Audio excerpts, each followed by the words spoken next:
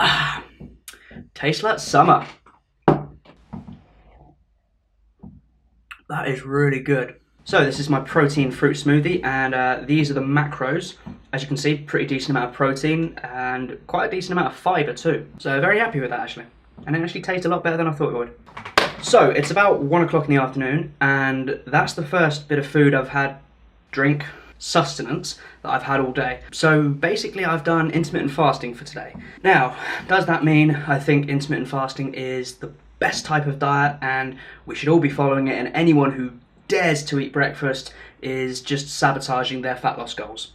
No. And I'm going to go over it, but before we do that, we need to cover something more basic. So in my last video, I talked about how to set up your maintenance calories, and while that is the most important step, another important step, or the next thing you need to do, is set up your macronutrient ratios. So if you're unfamiliar with what macronutrients are, don't worry, I will be explaining them as I go through this video. But before we start that, I'm going to finish the rest of this because it's really tasty, and I've also got some more out left in the mixer, so I have to finish that first. But I'll see you in the educational section.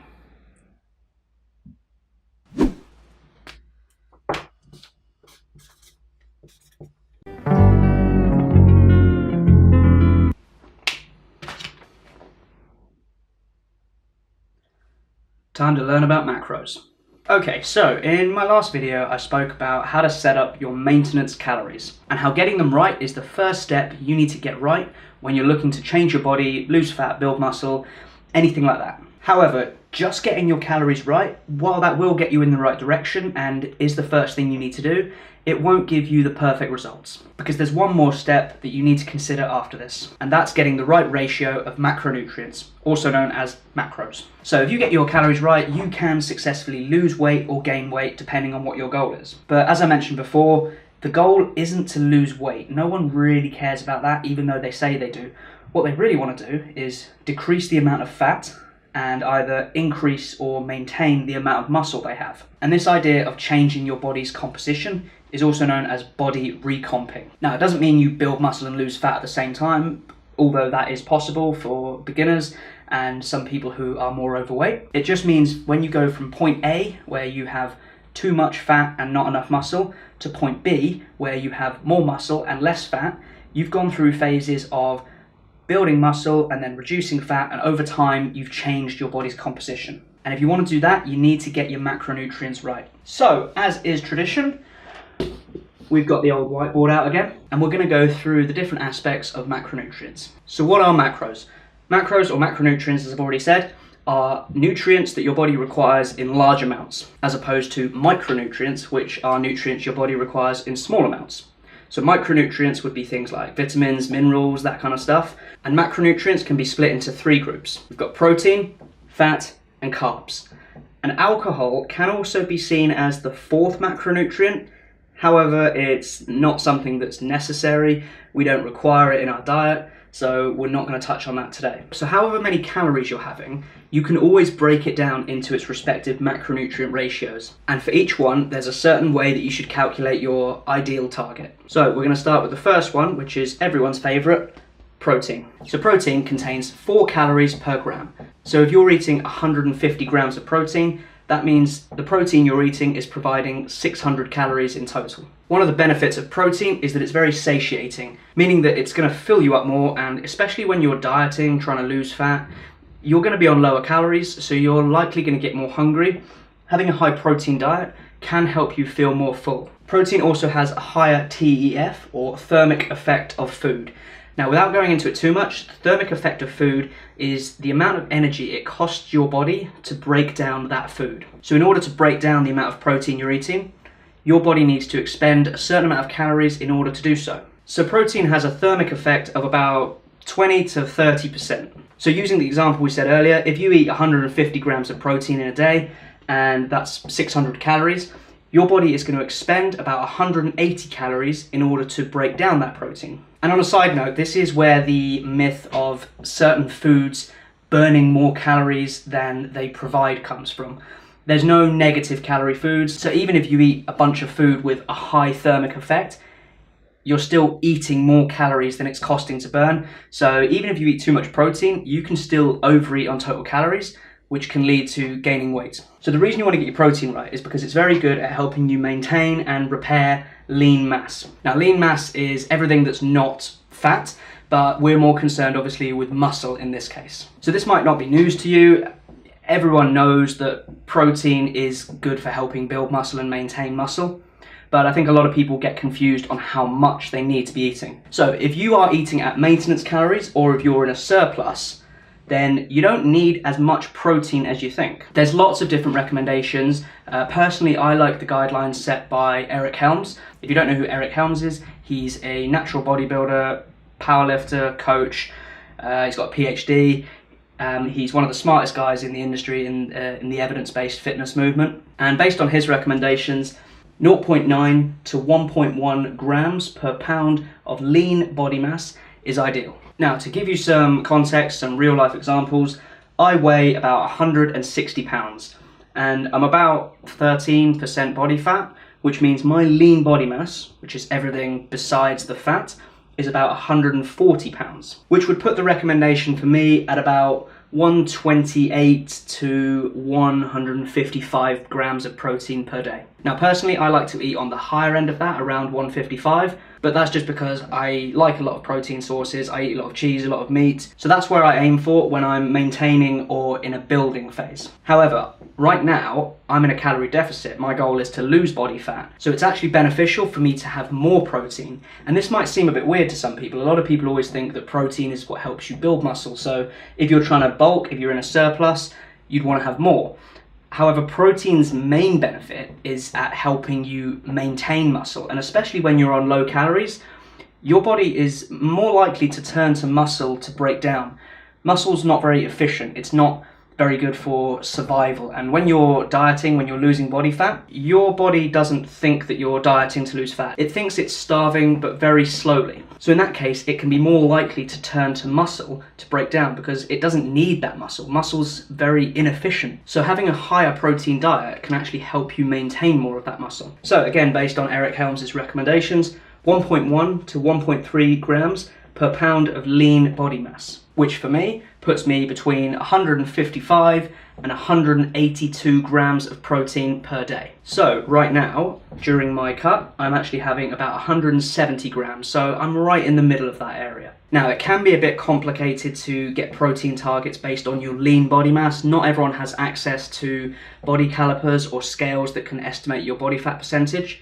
So an easy way to do it is just based on how much you weigh. And in this case, anywhere from 0.8 to 1 gram per pound of body weight is going to be absolutely fine. So if we went on that simpler method, that would put my targets at around 128 to 160 grams of protein per day. And obviously, if I was dieting, I'd want to aim towards the higher end of that. Okay, now that we've set up protein, the next one we want to set up is fat. So I'm going to move this around here so you can all see.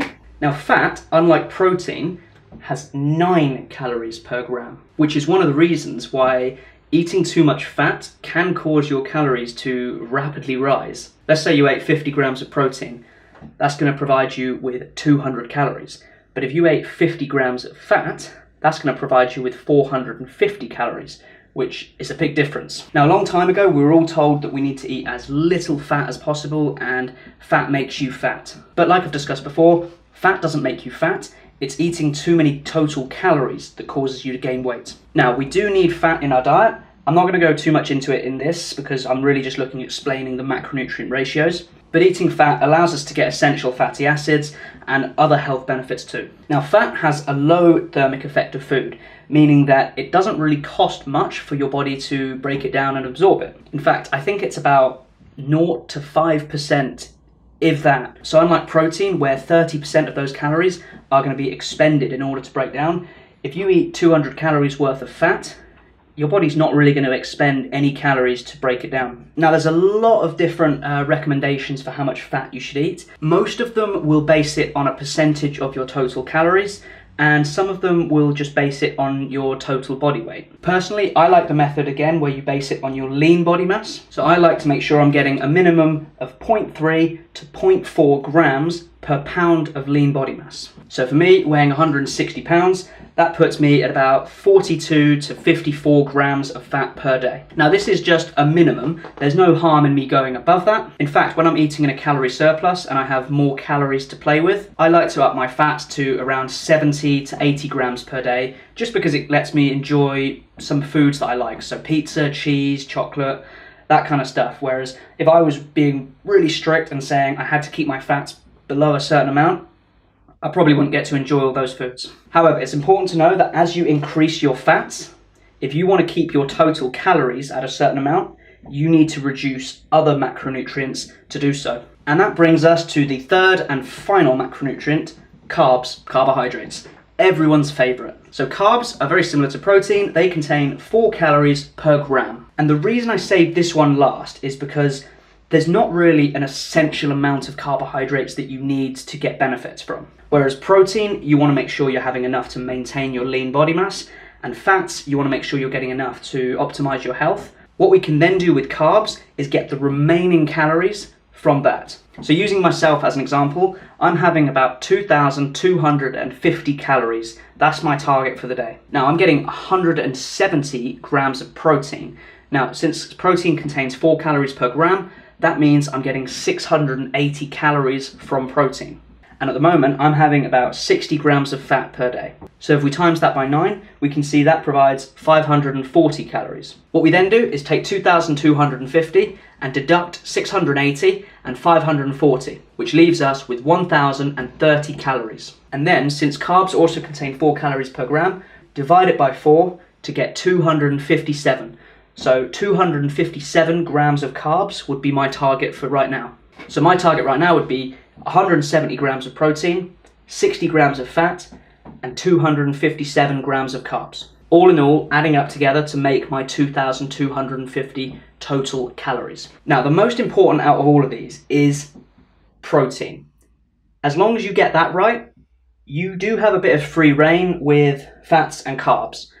And imagine these like slider bars. As one goes up, the other one has to come down to keep your total calories in control. Now you can increase your fats, go for a high fat diet and a low carb diet. It is completely up to you. There is no real benefit in terms of fat loss as long as your calories and protein are equated. However, the reasons I would advise against going very low carb is because eating higher carbs are going to give you much better workouts.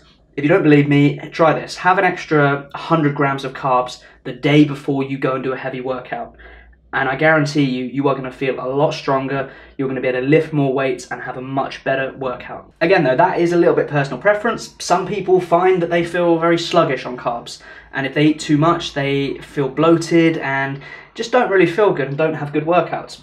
Again, personal preference, so you do have to try what works for you. The thing I will say about carbs is that they don't make you fat. One of the big reasons people think this is because typically most people's calories, if you look at where most of those calories are coming from, a large amount of them are going to come from carbs. Look at mine, for example. Throughout most times of the year, anywhere from 50 to 60% of my total calories are coming from carbohydrates. So if you cut out carbs, you're cutting out a massive chunk of your calories, which, you know, of course that's going to lead to weight loss, but that leads people to think that it's the carbs themselves that are causing you to gain weight, when in fact it's just the calories. Another reason is because if you cut out carbs, you're also going to lose a lot of water weight. And like I mentioned in my last video, just by looking at your weight on the scales is not the best idea to track your progress. Because at the end of the day, anyone who says they want to lose weight, they don't want to lose water weight, they want to lose fat. And one of the things carbs do is cause you to flush out a lot of water, so it can give you the impression that you're losing weight and losing fat when in fact you're probably not. And the last point about carbs is pizza. I don't think that one needs any further explaining, really. I think that pretty much sums it up. So that's it. That's how I set up my diet. I know it seems very simple, but it really doesn't have to be complicated. There's no foods that I ban myself from having. If I want something, if I want to eat something, all I do is make sure I fit it into my total calories. Yes, I do opt for more healthier, nutritious foods for a couple of reasons. One, I enjoy them. I actually enjoy eating a large salad. I like eating fruits and vegetables. But at the same time, I really like pizza. So if I want to eat pizza, God damn it, I will. all I'll do is just fit it into my total calories. There's no need to restrict yourself and say, I can't eat this, I have to stick to this list of foods, because if you do that, all it's going to do is end in a binge. By following this approach, you can achieve your fat loss and muscle building goals, but you also get to eat the foods you enjoy.